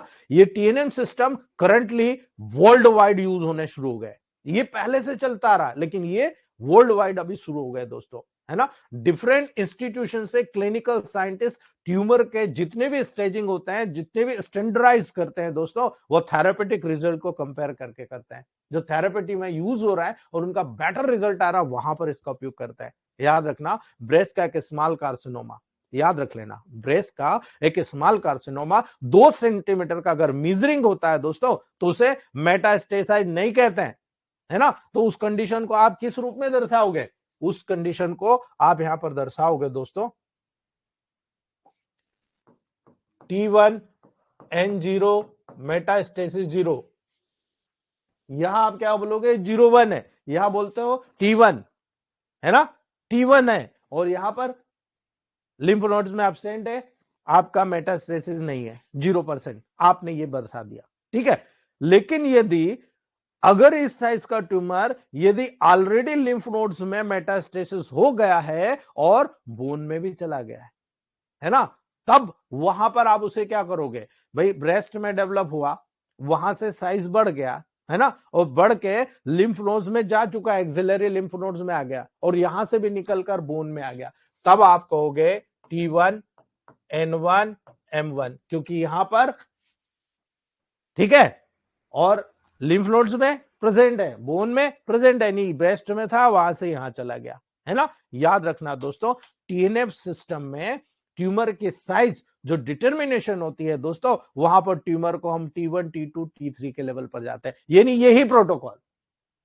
ट्यूमर के साइज 1 है, इतनी है, जो small tumour that hasn't spread, जो स्प्रेड नहीं हुआ है, यानी वो T1 कहला रहा है। यहां पर 2 है, तो याद रखना साइज थोड़ी सी बढ़ गई है ना, बहुत ज्यादा डीप में, उसी ऑर्गन के डीप में जा चुका है, तो यहां पर आप बोलोगे T2। साइज बढ़ रहा है ट्यूमर का, है ना। जब ज्यादा साइज हुआ तो T3 ज्यादा बड़ा हो गया, और मेटास्टेसाइज हो रहा है, तो यहां पर T4 का लेवल आ गया। अब लिम्फ नोड्स में कितना इन्वॉल्वमेंट है? जितने ज्यादा लिम्फ नोड्स, वहां पर उसी प्रकार इसका लेवल बढ़ता चला जाएगा, और मेटास्टेसिस जितने ऑर्गन्स में, यहां पर उतना बढ़ता चला जाएगा दोस्तों, ठीक है। तो याद रखना दोस्तों, यहां पर स्टेज T0 भी होता है, जिसे हम कार्सिनोमा C2 के लेवल पर मैं बता चुका हूं, है ना, उस रूप में रिफर करते हैं। ये एक प्री इन्वेंसिव कैंसर होता है, जो कि एक मिजरेबल मास को प्रोड्यूस नहीं करता, एक ही जगह पर इन्वेस्ड होता है, बाहर दूसरे कहीं पर भी मास प्रोड्यूस नहीं करता दोस्तों, है ना। अर्थात सरफेस एपिथेलियम के सीटू में कार्सिनोमा, जैसे कि यूट्रस के लेवल पर, ओरल मुकोजा के जो सर्वाइकल एपिथेलियम है, वहां पर जो न्यूप्लास्टिक स्टेज होती है ना, जिसमें ट्यूमर सेल ओरिजिनल एपिथेलियम के लेवल पर कन्फाइन करता है, केवल एपिथेलियम में वहां पर फैलता चला जाता है दोस्तों, है ना। ये बेसमेंट मेम्ब्रेन को उल्लंघन नहीं करता, ये बेसमेंट मेम्ब्रेन के ऊपर ऊपर ऊपर ऊपर ऊपर देखो, एक जगह से हुआ, पूरी पूरी पूरी लेयर को इन्वॉल्व करता है, केवल एक जगह फैला रहता है दोस्तों, ठीक है। ये वहीं का वहीं रहता है, ये 0 स्टेज होता है दोस्तों। जो कैपिलरीज, वेन्यूल्स, स्ट्रोमा का लिम्फो, जितने भी लिम्फेटिक्स होती है, उसमें इन्वेट करके ये कैंसरस स्टेज होती है दोस्तों, जिसकी प्रोग्नोसिस बहुत ही बेस्ट होती है, यानी आप माउथ कैंसर को बहुत अच्छी प्रोग्नोसिस के साथ ट्रीट कर सकते हो, क्योर कर सकते हो, है ना। याद रखना दोस्तों, जो बर्बादी होती है ना, डिस्ट्रक्शन होता है, एक्सपायरेशन होता है, एक्सटिर्पेशन होता है,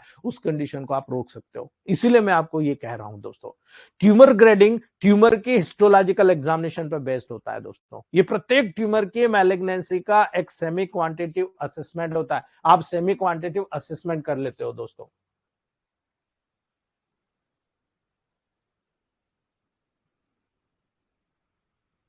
इसको देख लो आप, ये स्टेज 1 है, केवल सर्विक्स के लेवल पर ये व्हाइट व्हाइट पार्ट नजर आ रहा है, यहां पर डेवलप हो रहा है। यहां देखिए आप, ये सर्विक्स के लेवल को पूर्ण रूप से इन्वॉल्व कर गया, ठीक है। यहां पर देखो आप, ये पर्टिकुलर यहां पर बहुत सारे पार्ट में इन्वॉल्व करके यहाँ के जो लिगामेंट्स है उनको भी इन्वॉल्व कर लिया। लेकिन ये देखिए, पास के पर्टिकुलर आपके लार्ज इंटेस्टाइन में फैल गया, आपके देखो यूरिनरी ब्लैडर में फैल गया, है ना। ये पर्टिकुलर आपके देखो फेलोपियन ट्यूब में फैल गया। तो ये जो स्टेजेस होती है कैंसर की, इसी तरह से कन्फाइन करती है, जो बताती है कि यहाँ पर ल्यूमन का लेवल अगर इन्वॉल्व होगा तो कितना पार्ट इन्वॉल्व होगा, उस पार्ट के अकॉर्डिंग यहाँ पर ये सारी चीजें आपको देखने को मिलती है दोस्तों, ठीक है। इसीलिए याद रखने की जरूरत है दोस्तों। इसेंस में यदि आप यहाँ पर एक निचोड़ देख रहे हो, पैथोलॉजिकल कंप्रेस करते हैं दोस्तों, यहां पर कंपेयर करने का काम करते हैं, यानी ट्यूमर किस टिश्यू से ओरिजिन लिया है, कहां पर हो रहा है, वेल डिफरेंशिएट है, या ये नॉर्मल टिश्यू से मार्कली डिफरेंट होता है, और ये यहां पर एनाप्लेजिया की हाई डिग्री को शो कर रहा है दोस्तों। तो ये इस प्रोसेस में पैथोलॉजिकल इन्वेस्टिगेशन की जाती है, सेल को असेस किया जाता है कौन सी सेल में, है ना, कौन से ट्यूमर में। ट्यूमर टिश्यू के आर्किटेक्चर ऑर्गेनाइजेशन को असेस करता है दोस्तों। आपको मालूम है एक ही प्रकार के काम करने वाली सेल्स ही तो टिश्यू का निर्माण करते हैं। ऐसे कई एक जैसे टिश्यू जो एक दूसरे से काम करने में रिलेटेड होते हैं वही तो ऑर्गन का निर्माण करते हैं, ठीक है। तो इसीलिए यहां पर ज्यादातर केसेस में इंस्टेंस ट्यूमर को एक स्केल दिया जाता है 1 2 3 की ग्रेडेड के द्वारा दर्शाते हो दोस्तों। और इसमें ग्रेड 1 को वेल डिफरेंशिएट, ग्रेड 2 को मॉडरेटली वेल डिफरेंशिएट और ग्रेड 3 को पुअरली डिफरेंशिएट कंडीशन के रूप में डायग्नोस करते हो, अर्थात फैल चुका है ना। इसीलिए क्लिनिकल प्रैक्टिस में जब आप काम करोगे ना, आपको याद रखना है एक एडिशनल थेरेपी को रिकमेंडेड करने के पहले ट्यूमर ग्रेडिंग, ट्यूमर स्टेजिंग के डाटा को कंबाइन किया जाता है। ये मॉडर्न साइंस का थ्योरी है दोस्तों, लेकिन आपको जानना है इसलिए मैं बता रहा हूं। ट्यूमर की स्टेज डायग्नोसिस के समय पर मोस्ट ह्यूमन ट्यूमर जितने भी आपके ट्यूमर्स नजर आते हैं दोस्तों, उसका बहुत ही मोस्ट इंपॉर्टेंट प्रोग्नोस्टिक पैरामीटर होता है। ये एक बहुत बड़ा पैरामीटर होता है दोस्तों, जो कि जनरल में प्रेडिक्ट करता है कि ट्यूमर क्यूर होगा या नहीं होगा, है ना। ये मॉडर्न साइंस वाले पहले ही हाथ कटवा देते हैं, है ना, कैंसर की स्टेज देख लेते हैं और फिर वो पहले ही बोल देते हैं कि अब ये क्योर नहीं होगा, ये इतने दिन का मेहमान है, आप इनकी सेवा कर लीजिए, है ना, आप ट्रीटमेंट कर लीजिए इनका। लेकिन याद रखना दोस्तों, जब आप पर्टिकुलर सेल्स के लेवल पर ग्रो करते देखते हो, नॉमेनक्लेचर देखते हो, तो उससे ही आधा पेशेंट मर जाता है कि यार ये कैंसर हुआ। लेकिन आपको याद रखना है जिस टिश्यू की जिस सेल के लेवल पर ओरिजिन हो रहा है उसके नाम से, अगर बेनाइन ट्यूमर है तो उसको क्या नाम देते हो, मैलिग्नेंट ट्यूमर होता है तो उसको क्या नाम देते हो, देयर में बी डिफरेंसेस।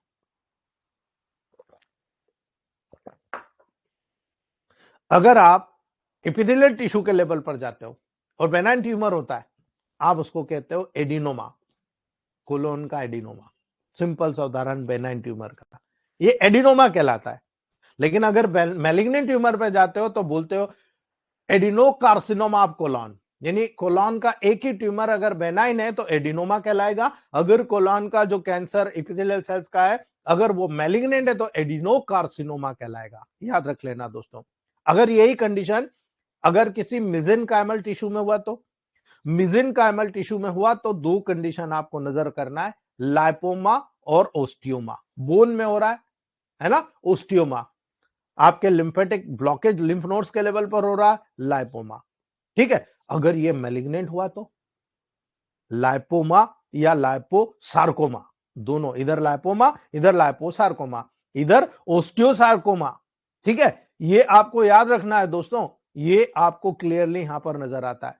जितनी भी हिमेटोपोइटिक या लिम्फोइड सेल्स होती है, इन हिमेटोपोइटिक और लिम्फोइड सेल्स में कभी भी बेनाइन ट्यूमर नहीं होता। याद रख लेना, हिमेटोपोइटिक लिम्फोइड सेल्स में कभी भी बेनाइन ट्यूमर नहीं होता, एम्ब्रियोनिक सेल्स में कभी भी बेनाइन ट्यूमर नहीं होता। और जितने भी ऑर्गन प्रीमोर्डिया का जो कंडीशन होता है, जो पहले जो डेवलप होता है बच्चे के लेवल पर और फिर उससे जो डेवलप होता है, वहां बेनाइन ट्यूमर नहीं होता, सीधा मैलिग्नेंट ट्यूमर होता है ना। तो यहां पर लिम्फोमा, ल्यूकीमिया, है ना, ये आपकी हिमेटोपाइट और लिम्फेटिक सेल्स के लेवल पर हो रहा है।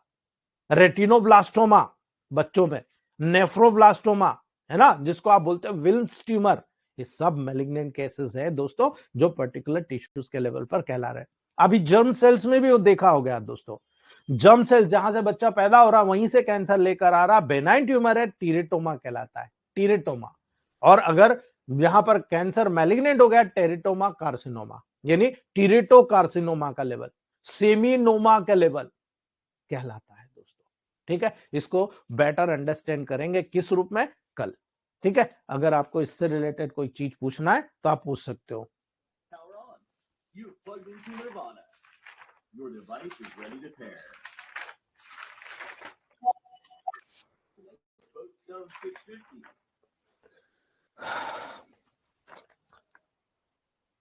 फिरदौस Alam sir, doctor Firdaus Alam. Good morning sir. Good morning Firdaus sir. कैसे हैं सर? बिल्कुल बढ़िया सर आप ऑन्कोलॉजिस्ट बन गए सर। अभी तो मैं अभी 6 महीना पहले एक मेरे पास केसेस आया था हेपेटिक कार्सिनोमा का जी। उसको डॉक्टर बोल दिया था कि अब मेटास्टैटिस में जा रहा है, बहुत मुश्किल हो जाएगा कंट्रोल करना। जी तो मेरे पास आया तो मैं बोला कि देखिए कार्सिनोमा है क्या या कैंसर है क्या। सबसे पहले तो डॉक्टर को पेशेंट को चाहिए कि कार्सिनोमा के डिटेल बताना उसको, ताकि वो उसको मोटिवेट होकर के आपके ऊपर विश्वास कर सके वो।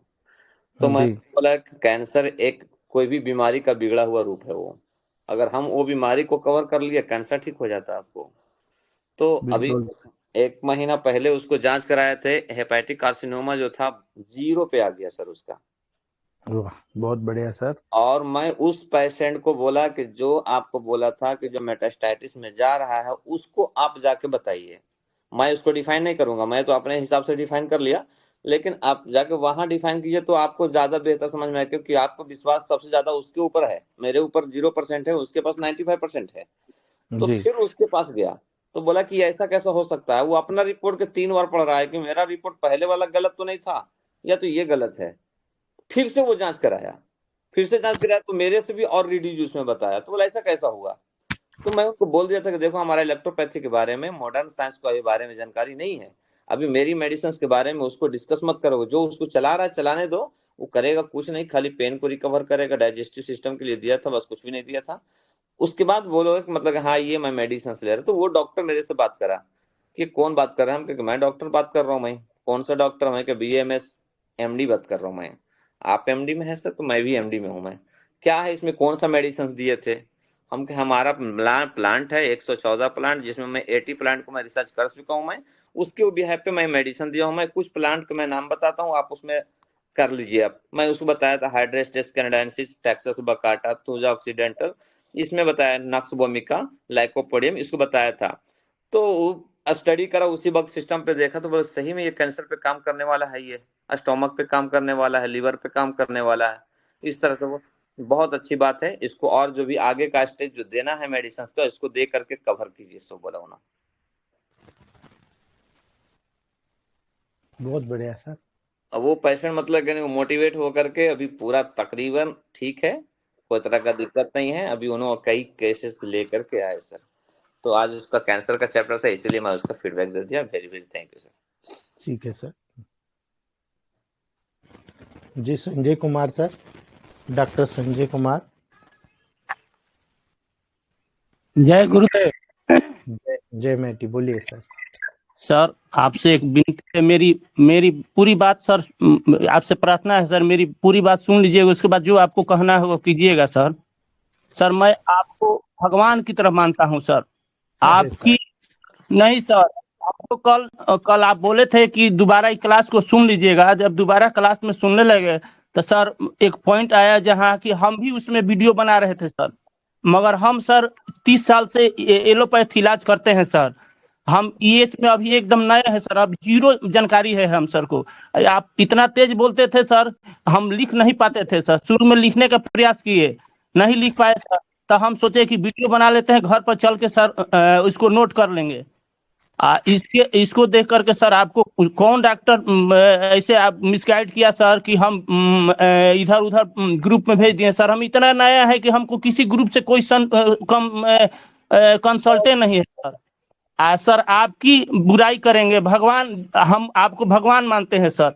ऐसा ऐसा यदि जो कोई गाइड किया है सर, कोई प्रूफ कर दे सर कि हम इस वीडियो को अपने वीडियो मोबाइल से जो बनाए हैं किसी ग्रुप में डाले हैं सर, तो पूरे डॉक्टर समाज के बीच कहते हैं सर, हम कभी भी समाज के बीच मुंह नहीं दिखाएंगे सर, जान जाइए। हमारे एक sir doctor Ajay Kumar UP Ballia से, वो हमारे मित्र हैं सर, वही सर बोले कि आप ईएच में आ जाइए, मनीष सर बहुत अच्छे पढ़ाते हैं, बहुत अच्छा गाइड करते हैं। हम कहे सर हम नहीं सीख पाएंगे, तो बोले कि नहीं बहुत अच्छे डॉक्टर हैं, पढ़ाते हैं सर, सर से जुड़ जाइए सर। उन्हीं के कहने से सर हम जुड़े। हमको कोई बाकी किसी डॉक्टर से आज भी सर हम एलोपैथ इलाज करते हैं सर, कोई ईएच का कोई मेडिसिन नहीं है सर। हम चलिए, देहरादून करते हम रहिए सर, कोई टेंशन नहीं, सर, मुझे किसी से कोई प्रॉब्लम नहीं है, आप करते रहिए, ठीक है, कोई दिक्कत नहीं है। सर हम आपकी शिकायत कभी कर ही नहीं सकते सर, आप हमारे भगवान है सर, हम आपकी शिकायत कभी करेंगे सर? अरे मैंने सर, मैं करेंगे उन भी लोगों मान। को बोला हूँ जिनकी मेरे पास वीडियोस आई है, जिन्होंने दूसरे ग्रुप में डाला। मैं आपको पर्टिकुलर किसी एक आदमी को पर्टिकुलर नाम नहीं दिया हूँ, ठीक है। कोई दिक्कत नहीं है, आप करते रहिए, टेंशन सर मत लीजिए। सर जी कभी भी जी आपका शिकायत हम कर ही नहीं। चलिए ठीक है सर, कोई बात नहीं जी। Subrata Haldar sir, doctor Subrata sir Haldar ji. Sir good morning. Good morning sir. Doctor Subrato Haldar sir बोलिए। हेलो टाइम, हाँ जी बोलिए, टाइम वेस्ट मत करिए, कंटिन्यू बोलिए, टाइम वेस्ट मत करिए, बहुत सारे सर। लोग टाइम। सर आप आपने बोला ना एक बार जे कब हमें नेगेटिव से पॉजिटिव जाना है और कब हमें पॉजिटिव से नेगेटिव की तरफ आना है, फिर से एक बार बोल लिए। सर वो आप सुन लीजिएगा, इतना टाइम वेस्ट मत करिए, सुन लीजिएगा आप, है ना, एक बार इसको फिर से सुनिएगा, सब हाँ समझ में आएगा। जी Jaswinder sir, doctor Jaswinder sir. Good morning sir. Good morning sir lipoma में जी 92 में से डोज कितना देर देंगे सर? मंथ में एक बार सर। ठीक है सर, थैंक यू। 200 दीजिए ना, 30 और 200, पहले 30 दीजिए, 200 दीजिए, 1 दीजिए, क्योर हो जाएगा पूरा। ठीक है। ठीक है, thank you sir. KST Singh sir, doctor KST Singh. Sir जी नमस्कार सर जी। नमस्ते सर एक जबरदस्त फीडबैक भी देना था आपको जी। सर। अभी कल ही मतलब आया है जी स्टोन का, मल्टीपल स्टोन थे सर पेशेंट को। जी जैसा कि हमारे ग्रुप में इतने अच्छे अच्छे सीनियर्स डॉक्टर्स हैं, केवल उनकी बातों को और उनके मतलब उनको सुन के यदि हम चलते हैं तो काफी हमको बेहतर रिजल्ट मिलते हैं। अभी कुछ ही दिन पहले डॉक्टर्स का मुझे नाम याद नहीं है सर, उन्होंने बताया था कि S6 और C6 का 1000 दिए और 24 घंटे में स्टोन जो है वो बाहर निकल गया था। इसको सर मैंने प्रूफ किया सर, मैंने दिया पेशेंट को। और सर नाइट में मैंने दिया S6 का 3 डोज और सुबह मॉर्निंग में बोला कि S6 का C6 का 3 डोज आप ले लेना। सर दोपहर 2 बजे तक पेशेंट के 3 स्टोन निकल गए, मिनिमम वो 4 से 5 mm के थे बहुत और बढ़िया बड़ी आसानी से निकल गए। बोले मुझे कोई तकलीफ भी नहीं हुई, जबकि पेशेंट बहुत तकलीफ में था उसके पहले। बहुत बढ़िया सर, ये चीजें अभी देखो, हम लोग अगर D4 D5 D6 में रहते तो केएसटी सर हम ये चीज सीख पाते क्या, जी है ना। जी जी सर। प्रोटोकॉल तो हमारे ही है ना, इलेक्ट्रोमेपैथ के। डायल्यूशन हमने कोई होम्योपैथ के तो नहीं लिए ना, हमने तो हाँ जी सर। इलेक्ट्रोमेपैथ के लिए। अगर हम जी इस विद्या को नहीं सीखेंगे तो जो हम प्रेजेंट कंडीशन में स्थिति में है एज की, उससे भी गर्त होते चले जाएंगे। ठीक है। जी जी। हम लोगों को, अपने को, सबको मिलकर ये रिसर्च करना है कि कौन सी मेडिसिन। कल नाइट क्लास में एक डॉक्टर साहब ने फीडबैक दिया कि मैं उसको दूसरी कोई डिसीजेस थी जिसके कारण इनफर्टिलिटी थी, मुझे नहीं मालूम, उन्होंने मुझे नहीं बताया कि इनफर्टिलिटी है, मुझे दूसरी चीजों का ट्रीटमेंट लिया, वो दूसरी चीजें जैसे ही 4 महीने में ठीक हुई, उनके यहाँ प्रेगनेंसी हो गई। ठीक है। जी सर सुना तो था उनको सर। जी, तो ये चीजें जो होता है ना, बहुत सारी चीजें हैं जिनको कोरिलेट करना है। देखो मैं ये कैंसर का लेवल लाया, मुझे नहीं पता था ये लेवल, मैंने जी ऑन्कोलॉजी की 3 बुकें पढ़ी है और उसके बाद ये कंक्लूजन निकाला है।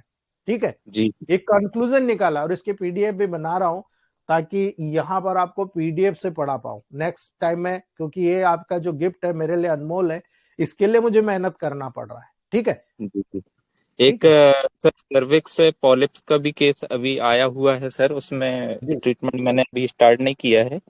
जी। वो करीबन 4-5 साल हो गए पेशेंट को। कल आपको पता लग जाएगा कैंसर का जी ट्रीटमेंट कैसे करना है। ठीक है। जी। कल तक ओ, वेट कीजिए। ठीक है ओके सर, थैंक यू। जी। Ranjit Singh sir, doctor Ranjit sir. जी सर नमस्ते सर। नमस्ते। सर जी थोड़ा से एक दुविधा है। ये है सर कि हमने सर जो मेडिसिन रखे हैं सर, वो सर वन हेलो के सर, आवाज कट रही है आपकी, जो फिर से सर। बोलिए। जी सर। आवाज कट गई आपकी, फिर से बोलिए। सर ये कह रहे हैं कि मेडिसिन सर हमने जो रखा है 1:9 की रेशियो से 10 तक रख दिया है सर। अब ठीक उसके है। ऊपर सर 147 की रेशियो से 30, नहीं नहीं 100, नहीं नहीं 200, आप 1 नहीं एम तक रखे हैं सर। सर आप अगर 1:9 रेशियो को फॉलो करते हैं तो 1:9 तक रखो, ठीक है चलेगा, लेकिन जो 147 का रेशियो जी होता है वो 30 डायल्यूशन ये 200 ये 147 में जो काम करता है 19 से काम नहीं करता, ठीक है। 1:9 रेशियो केवल 10 तक बहुत अच्छा है ना, 10 तक बहुत जी अच्छा है। आप जी बाकी जो करे हो कोई दिक्कत नहीं, उसका काम आपको बहुत अच्छे रिजल्ट मिलेंगे, बहुत शानदार मिलेंगे, ठीक है जी।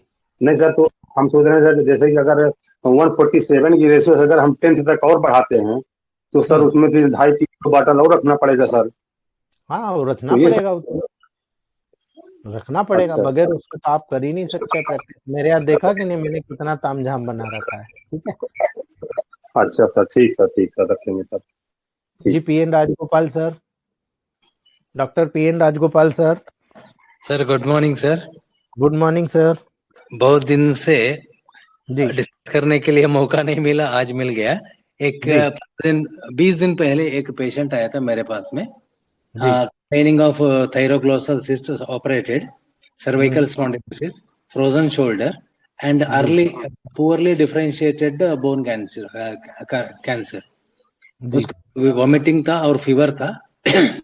तो मैंने प्रोटोकॉल ये दिया था इनिशियली, उसको एनर्जी के लिए सिंथेसिस को दिया था, और उसके बाद S1 C1 A1 F1 L1 W second deletion में दिया, और गैंग्रेनोल फॉर्ट जो है ना 200 में दिया था, रूट जी को 1000 में दिया, और natural tonic and C15 F1 वेर1 वही दिया। वीकली 1 डोज रिपीटेशन वेन 1 दिया, C4 200 वीकली 1 डोज दिया। अभी फ्रोजन शोल्डर उसका रिकवरी हो गया, नेक स्पैज्म रिलीज हो गया, एपिटाइट अच्छा है, वॉमिटिंग बंद हो के एपिटाइट अच्छा है, फीवर अभी हो नहीं रहा है, और नेक का मूवमेंट बड़ा शानदार हो रहा है, और पुअरली डिफरेंशिएटेड अभी सेकंड टाइम में जो उसको सीटी किया था, और उसमें नो कैंसर सर। बहुत बढ़िया, शानदार। जी, ये एक बहुत 15 दिन की चेंजेस है सर। और उसमें बहुत एक बढ़िया। प्रॉब्लम ये हुई थी, उसका थायराइड जो है ना टोटल ग्लैंड को रिमूव किया था, तो उसका जी TSH रेज हुआ था। जी जी, ठीक है, अभी कोई उसके लिए दिक्कत मुझे नहीं सर।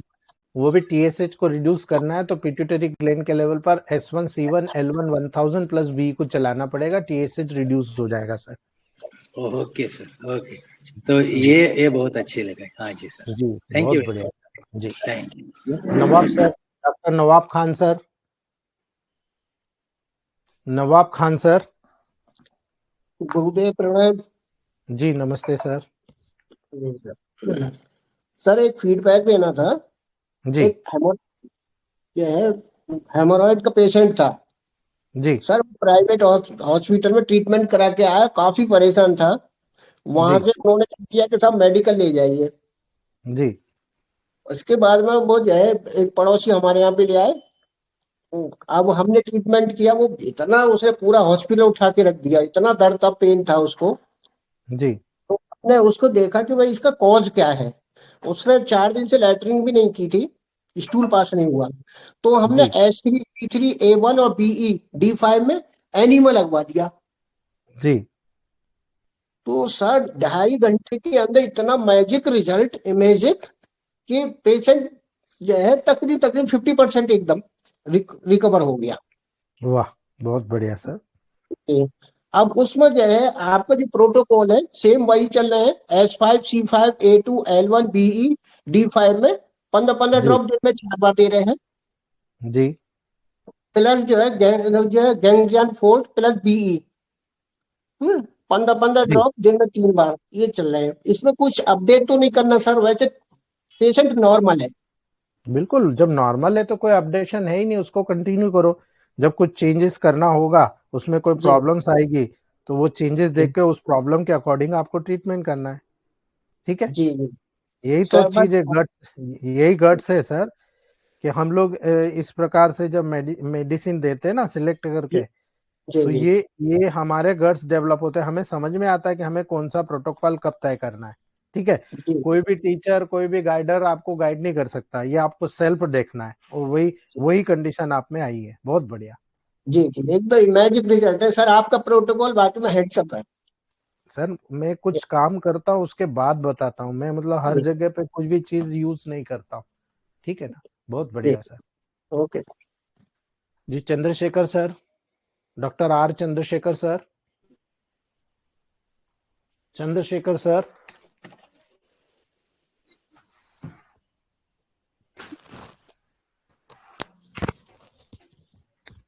नमस्कार सर। नमस्ते सर अभी वाला जी। बहुत अच्छा हो रहा। पहले आप ड्राइंग बनाते थे बोर्ड पर, वो भी 5 मिनट में तुरंत बना लेते थे। अभी तो बहुत अच्छा लग रहा है, कलर में एकदम डिस्प्ले हो रहा है, पूरा दिमाग में बैठ जा रहा है।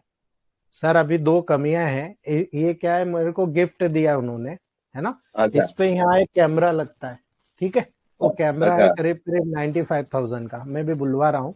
वो कैमरे लगने के बाद मेरा कलर भी फेयर रहेगा, मैं एक छोटे से कोने में दिखूंगा आपको। और ये जो स्क्रीन है, ये आपके लैपटॉप पे, आपके मोबाइल पे शेयर होगी, ठीक है। तो वहां पर अच्छा जो पढ़ाना है और यहाँ पर जो मुझे बोलना है, दोनों एक साथ आपको दिखेगा, ठीक है। ओ उसके बाद क्वालिटी देखिएगा आप। और दूसरी बात, कोशिश पूरी हो रही है कि इसको मैं मैच कर जाऊं। मैंने ये जितने भी है जो पीडीएफ्स हैं, मैंने अपने कुछ दोस्तों को दे दिया है जो इंदौर में टाइप, हमारे यहाँ छोटी जगह है, टाइपराइटर इतने ज्यादा अच्छे नहीं है, उनको कुछ नहीं आता, ठीक है। तो अच्छा वो इसको पीडीएफ में फॉर्म कर रहे हैं। तो नेक्स्ट सेशन जो पूरा सीएनएस का होगा, पूरा पीडीएफ में होगा। तो नेक्स्ट सेशन का तो मैंने सब करवा दिया। अभी के सेशन का जितने भी आगे के 15 दिन बाद के जो सब्जेक्ट है वो बन रहे हैं, है ना। अच्छा जैसे कार्डियोवैस्कुलर सिस्टम है, रेस्पिरेटरी सिस्टम, एंडोक्राइन सिस्टम है, वो सब रेडी हो रहे हैं। तो अभी ये जो सेल, ब्लड और लिम्फ है, इसका बाद में बनवा के इसको मैं पीडीएफ डाल दूंगा, ताकि आप लोगों को लाइव हमारे जो ऐप में ये सब चीजें मिल जाएगी। तो आपको बहुत कुछ बनाने की जरूरत नहीं पड़ेगी, खोला और देख रहे और सीख रहे, ठीक है। और ये जो अच्छा चीज है, ये आगे के समय में आपको बहुत काम आएगी। ये मैं सारी चीज यहाँ पर बना रहा हूँ, ठीक है हाँ। जी। ये वाला कोई कंपेयर ही नहीं है सर किसी के साथ। जी जी, बहुत थैंक बहुत यू सर, धन्यवाद सर। ये तो थैंक यू। ट्यूब का लाइट आ रहा है इसमें स्क्रीन पर, उसको थोड़ा। हाँ, ये यहाँ पर मैं एलईडी का करवाना है सर। ये तो अभी मैंने बंद कर दिया ना, इसलिए आ रहा है, ठीक है। अच्छा अच्छा ठीक है। ठीक है जी। Thank you Manra sir. Khan Sonwani ji. जी मनरा खान सोनवानी जी, हाँ सर जी, good morning. Good morning sir. हाँ सर, एक बहुत अच्छा फीडबैक आया है। आप ईएसआर के बारे में बताए थे ना, जी जी टू सिंथेसिस, डब्ल्यूई और जी, गैंग्रीन जी अल्फा सेकेंड। तो जी दोनों मान के चलिए, उसका हस्बैंड, उसका आ, ससुर जी भी डॉक्टर थे। जी तो 2 साल हो गई, उसकी ईएसआर 55 से कम नहीं होती थी। बाकी सीबीसी वगैरह सब इधर ठीक कर लेते थे, बाकी दवाई चलने पर कंट्रोल हो जाता था, फिर बढ़ जाता था। जी मेरे पास लेकर आई, इस प्रोटोकॉल को दिया, H10P3 भी दिया, ड्राई कप सिरप दिया, ऑर्गेनो बूस्टर C13 और अपना स्माइल थेरापी। जी एकदम पूरा श्वास भर कर मेरे पास आई ना, तो श्वास लेने में बहुत दिक्कत हो रही थी सर।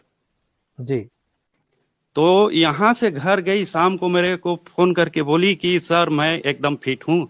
मेरे हस्बैंड, मेरे ससुर जितना भी ट्रीटमेंट दिए, बड़े भी हॉस्पिटल गया, तो मेरे कोई रिलीफ नहीं मिला 2 साल से। आप एक ही बार ट्रीटमेंट दिए, उतना मेरे को बहुत ज्यादा रिलीफ मिल गया करके आज भी फोन की थी सर।